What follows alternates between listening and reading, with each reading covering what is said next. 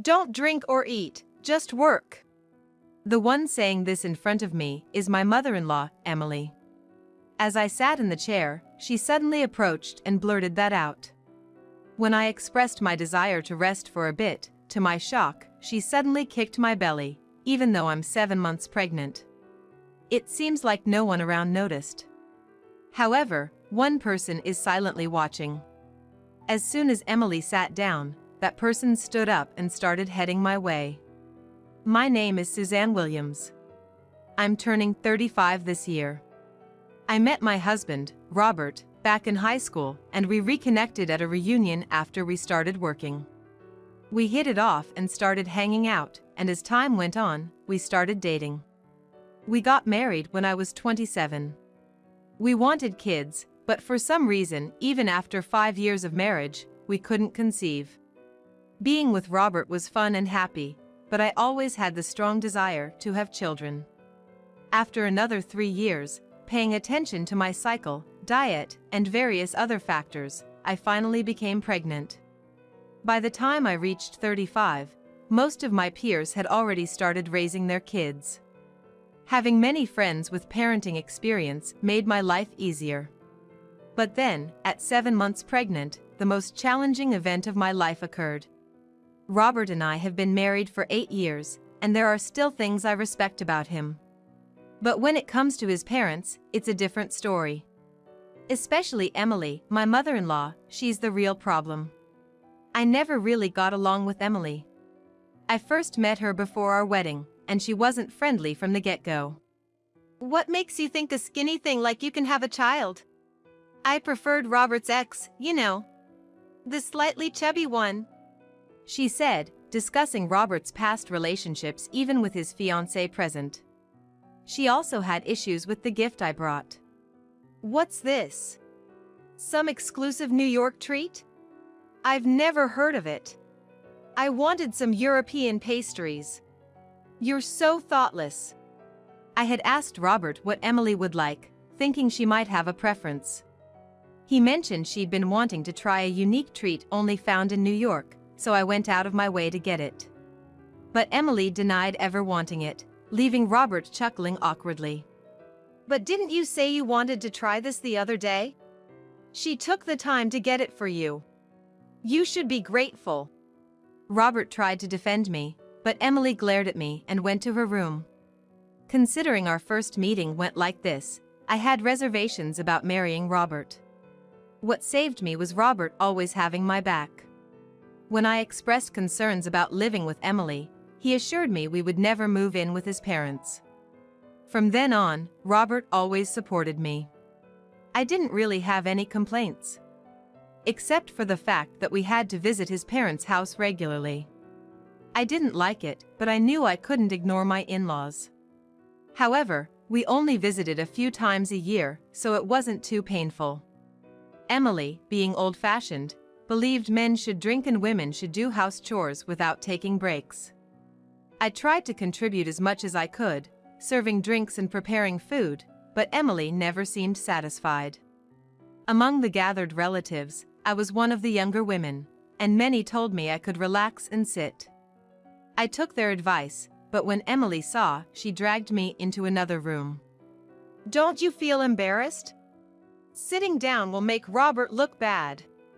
But nowadays, not many people think like that, I responded. Don't talk back. You should just listen to me, she snapped. When I talked to Robert about it, he confronted Emily. But that only made things worse, and she became even more hostile towards me. Feeling that way, I vowed in my heart to overcome challenges without consulting anyone if I could handle them. As I visited my in-laws' house a few times, I gradually understood how to behave, and the visits became less of a burden. That's when they found out I was pregnant. The baby was a boy, and Robert and I were overjoyed, deciding to have a grand celebration. Not only did we celebrate just the two of us, but my family also threw a celebration for us. Hearing this, Emily started suggesting that her family should also have a celebration at their house. By then, I was already about 7 months pregnant, and I was experiencing significant pelvic pain and backaches. I wouldn't have wanted to go if it was like before, being asked to help around the house, but since it was a celebration, I was told I didn't have to do anything. On the day of the gathering, when I arrived at the in-laws, not only were my husband's parents there, but other relatives had also shown up. They all wanted to celebrate with us. Honestly, I was taken aback because I hadn't expected all the relatives to come. But it meant they were eagerly awaiting the birth of our baby. I chose a seat at the end of the table so I could easily step away if needed. Everyone started drinking alcohol at the toast, but since I was pregnant, I stuck to drinking tea. While I was sitting and enjoying my meal, I felt a tap on my shoulder. It was Emily, looking displeased. I wondered if I had done something wrong, but that wasn't it. "Hey, what are you sitting around for? Being pregnant isn't an excuse to avoid work. You should come help out too," she demanded. I wouldn't have come if I knew there'd be work, and for the sake of my unborn child, I wanted to stay as relaxed as possible. But Emily seemed oblivious to that and kept insisting. Even after I explained the difficulties of being 7 months pregnant, she wouldn't hear any of it. Reluctantly, I began to assist her, but soon, my body couldn't take it anymore, and I crumpled onto the floor. Feeling I couldn't stand any longer, I found a moment when Emily wasn't around to sit on a kitchen chair. From the kitchen, I could hear the joyful laughter of relatives gathered in the living room. I've heard that by the 7th month, babies can hear sounds, so I was glad my baby could hear these cheerful voices. Suddenly, Emily, who had been in another room, returned and saw me. She was furious. A daughter-in-law should work her fingers to the bone without eating or drinking. With that, she kicked towards my stomach. I instinctively protected my belly, but Emily's foot grazed my side. The impact was so painful I fell to the floor, crumpling in pain.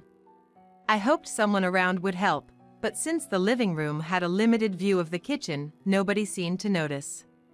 However, upon closer inspection, someone did seem to be watching, but did nothing to intervene or stop Emily. Just because you're the daughter-in-law doesn't mean you can get carried away. I've never liked you. What if the child isn't even Robert's? Emily spat out. I needed a break, so I headed back to the living room. With all the relatives there, I thought Emily wouldn't dare lay a hand on me. Indeed, once I was in the living room, she did nothing but glare. Robert, in fact, hadn't come to this gathering. Unfortunately, he had work and was gonna join us after finishing his morning shift. So, I felt rather vulnerable without him there. Amidst my unease, my father-in-law, Harry, came and sat next to me. "Are you all right? You seem a bit off. Didn't Emily do something to you earlier? I couldn't see clearly since I've bad eyes, but it seemed like you two were having a disagreement. If something happened, please tell me." I was hesitant about telling Harry everything, but I decided to spill the beans.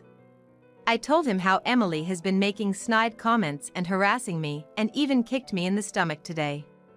Harry listened quietly, but the moment I finished, he looked furious and said, "I'll apologize on her behalf. I'm really sorry. I think you should go to the hospital right away. Robert's gonna be here soon, so have him drive you." A quietly angry Harry was really scary. He was always a man of few words. Maybe it's folks like him that you should be afraid of when they get mad. I left the rest to Harry and waited in the living room for Robert. But once Emily finished her chores, she came into the living room and tried to sit in front of me. That's when Harry stood up, walked over to her, and poured his drink all over her. Everyone around, including the relatives, were shocked and started murmuring. "What the heck, Harry? Is this alcohol? Why would you do that? Aren't wives supposed to work without eating or drinking? Aren't you a wife too?" Hearing this, the relatives began to whisper amongst themselves. "What does he mean, wives should work without eating or drinking? I've never heard such a thing. And we've never imposed such a rule. You said that to Suzanne, didn't you? She told me earlier."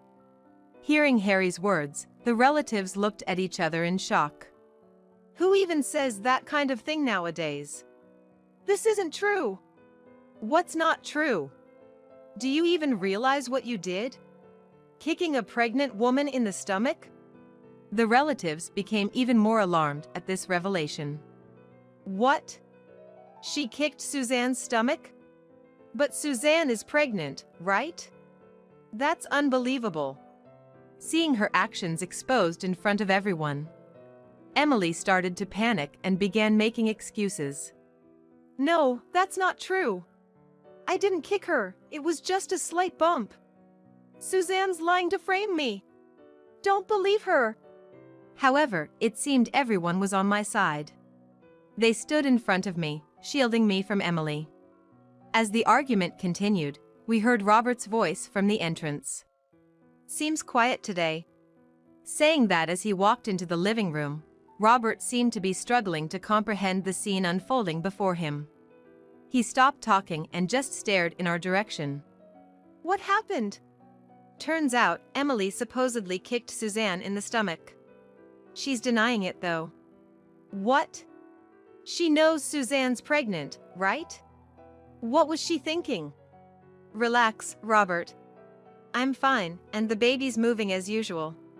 I'm gonna get checked at the hospital later, so it's okay.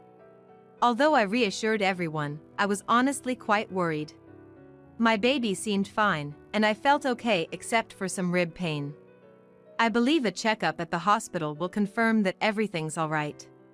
However, I might need to reconsider my relationship with Emily moving forward.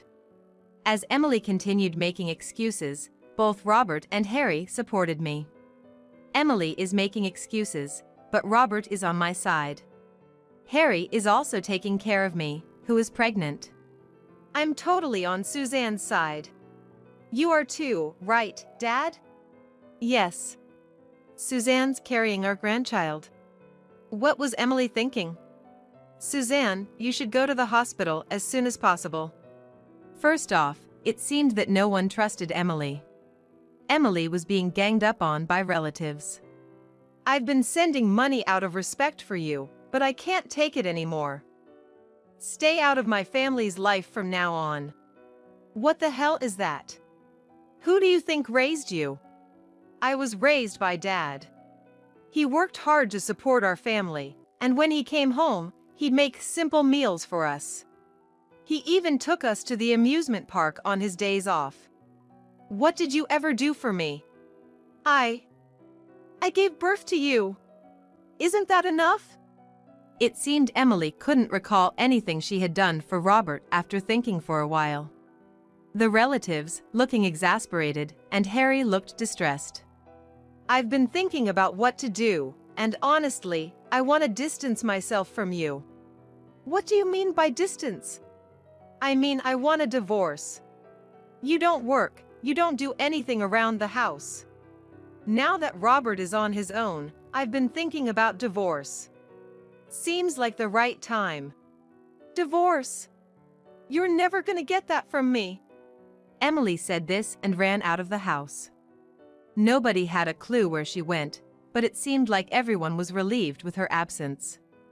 After confirming that Emily had left, I asked Robert to take me to the hospital. Robert promptly brought the car to the front and drove me to the nearest hospital. The examination results were fine, but I had a large bruise on my side. The doctor said it should heal over time. Rest up.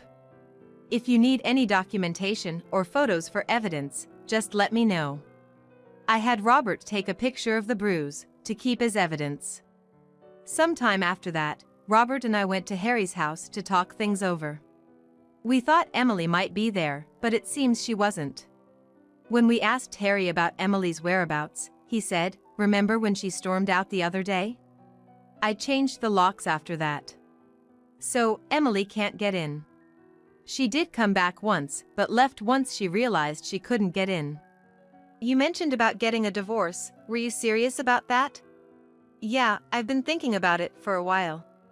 I'm really sorry for what Suzanne had to go through. I'll support whatever decision you make. Although I was scared, there wasn't any harm to the baby, and the bruise was almost healed. But if Emily can't come back, how are they planning to get divorced? As I was pondering this, Harry spoke up. Apparently, he's already hired a top-notch lawyer experienced in divorce cases. According to Harry, it seems Emily has been having an affair with a single man living nearby. He kept quiet about her affair, thinking it might upset Robert, but he has decided to divorce after the recent events. Furthermore, there's a high chance Emily is now staying at her lover's place, and he's mailed a legal notice there. It should arrive soon, but who knows what will happen. The initial plan for this discussion was to keep Emily away, but if they're getting divorced, maybe it's fine if we visit Harry's house. At that moment, I remembered how Harry protected me when Emily kicked me and made a proposal. Why don't you come live with us? We had previously said we never wanted to live together, so both Robert and Harry looked at me in shock. I wasn't even sure why I'd made such a suggestion. But I felt gratitude towards Harry for helping me. Harry had bad knees, and living alone would be tough. Sending him to a nursing home didn't feel right either. So I thought living with us would be the best solution. And with Harry, living together might even be fun. At first, Harry was reluctant, but after several discussions, he agreed. So it was decided, we'd sell Harry's house and have him move in with us. You never know when Emily might come storming in, and if she's served with divorce papers, she might lash out. So we decided Robert should take some time off from work to focus on the move. A few days after Harry successfully moved, I received a call from Emily, yelling, asking where Harry had gone. Apparently, Emily had broken a window and entered the house, not knowing how to turn off the blaring alarm. However, the family had already sold the house, and new people lived there, so Emily was trespassing. Just as I thought she'd done something outrageous, Emily let out a small scream. While still on the phone, I could hear police sirens in the background, and shortly after, a voice from an officer, and then the call cut off. Emily ended up being arrested for breaking and entering, so I went to visit her with Harry and a lawyer. She seemed surprised to see both me and the lawyer, expecting only Harry, but quickly composed herself. Suzanne, what are you doing here? I don't want anything to do with you. I don't want anything to do with you either. That's why I want a divorce. That's why I brought the attorney today. I've told you, I'm not getting a divorce. I'll never do it. Regardless of Emily's pleas, she and Harry eventually divorced. Emily was quite a handful, even causing a scene at the police station and had to be restrained. While Harry felt pity for Emily and didn't demand alimony from her. I feel so bad letting you pay. Nah, I'll be relying on you two from now on, so let me do this for you. Plus, I'm so grateful you agreed to live with me. I might even get to see my grandkids soon. I'm a lucky man. During dinner, Harry, moved by emotion, started to cry. Seeing him, both Robert and I also began to cry, earning us some odd looks from the restaurant staff, a memory we all cherish. A few months later, I safely gave birth to a baby boy. Both mother and child were healthy, and it was said to be one of the smoothest deliveries. Perhaps the breathing techniques and mindset a friend had taught me during pregnancy played a role. The baby was so tiny, I felt that if I took my eyes off him for a second, he'd disappear. While it was primarily my responsibility to care for our son, both Robert and Harry said they'd help out in any way they could. True to his word, Robert would do chores like grocery shopping and cleaning dishes when he got home, and Harry would look after the baby. I can focus on taking care of my son, and I don't feel any signs of postpartum depression. Though I used to have an unstable disposition, now, I don't feel any of that. I think it's because I'm living a happy life. I never told anyone this, but early in my marriage, Emily's harassment was so severe, I considered divorcing Robert. But Robert always stood by my side and helped me out. Still, there were times I felt I couldn't bear it. Now, though, I feel fortunate about my relationships and am glad I didn't divorce. Emily, though mean and unpleasant, is someone we won't have to deal with anymore. She was given probation but kept shoplifting because she was out of money. Unable to pay bail, she ended up in prison. I wouldn't say money is everything, but seeing Emily's situation, it feels like without money, happiness is hard to come by. So, I'm careful not to splurge unnecessarily and want to spend on my son as much as I can. I can't work right now, but soon, I'm gonna start a part-time job and save up for my son's future. A lot happened during my pregnancy, but when I think about it, it's all part of my life journey, and I cherish it. From now on, as a family of 4, we've made up our minds to work towards even greater happiness.